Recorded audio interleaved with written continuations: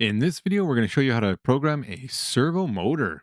So the first thing is we need our library. This specific library is already included in the Arduino IDE.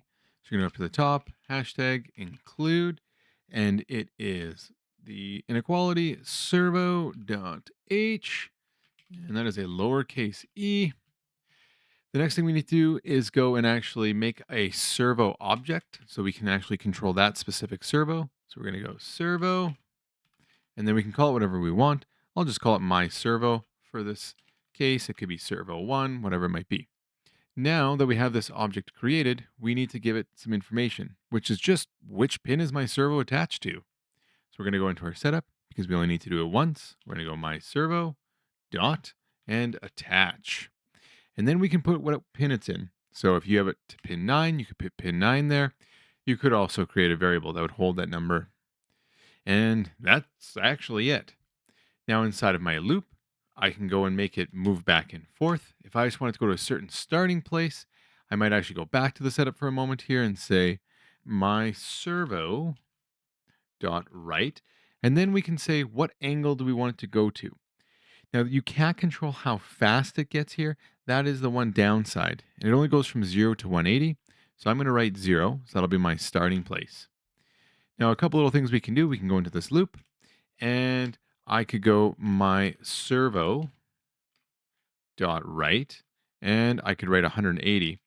And this would make it so that the servo would turn to 180 at whatever speed the motor is moving. So I want a lot more control in this. I can't necessarily control every degree perfectly, but I can definitely control a little bit. And this is my angle, and I'm going to change the angle to make it work for me. So instead, I'm going to go up to the top. I'm going to make a variable int angle. I'm going to say it starts at 0, which means I'm going to go into my setup in this initial right and change that to angle.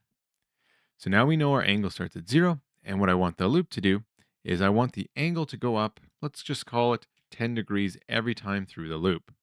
So I'm going to go angle, and I'll go plus equals 10. Now I'm going to do a my servo dot right, and you can put angle in there. Now the first time through the loop, it'll go to angle 10, then 20, then 30, then 40, and so on until it gets to 180, and then it'll just stop, or it should just stop. This might happen almost instantly still, just like as if we put 180. So one thing we can do to slow it down is we can put a delay here. So I could delay it by a second, by 2 seconds, by 100 milliseconds, whatever it might be. Now, at some point, it is going to get to 180. And if we want to go all the way back, you can use some if statements. I'm going to do something a little bit different so you can show it going back and forth. And so what I mean by that is I'm going to do a while loop here. So I'm going to go while my angle is less than 180. I want to run this code. I'm perfectly happy with this code. So this would be, in my perspective, it going forward. So I'm going to say motor forward. Now I'm going to wait a little bit then. So let's say we'll give a 2-second delay. And then I'm going to have the motor start going backwards. So I'll put a little comment here, motor backwards. Then we'll do another while loop. So I'll say while the angle is greater than 0, I'm going to actually have the angle go down. So I'm going to minus equals.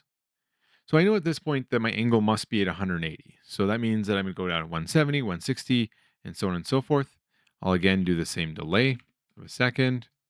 So then I'll tell the servo, hey, I want to go to this angle. So my servo dot right, and you're going to go to that new angle. And so what should happen is the motor should go forward for some amount of time. There should be a 2-second delay once we're at 180 degrees, and then it should start going backwards. And because we're in this loop, it should happen forever. That should be a pretty good start to you programming your own servo.